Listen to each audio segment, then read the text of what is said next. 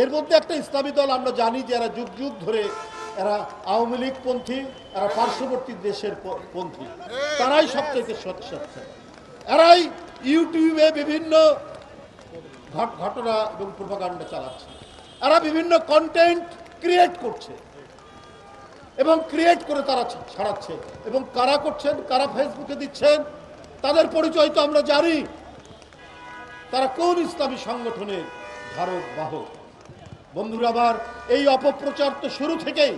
এই যে মুরাদনগর, এই মুরাদনগরে একজন হিন্দু মেয়ে ধর্ষিত হলেন, চট করে চালিয়ে দেওয়া হলো তাদের পক্ষ থেকে যে এটা বিএনপির অঙ্গ সংগঠন যুবদল, এরা দায়ী। পরে এই ধর্ষিতা মেয়ের স্বামী বলছেন যে না, এখানে বিএনপির কেউ জড়িত না, এখানে ওইখানকার যে উপদেষ্টা যিনি কলকাঠি নাড়েন তার লোকজনরা এইটার সাথে জড়িত।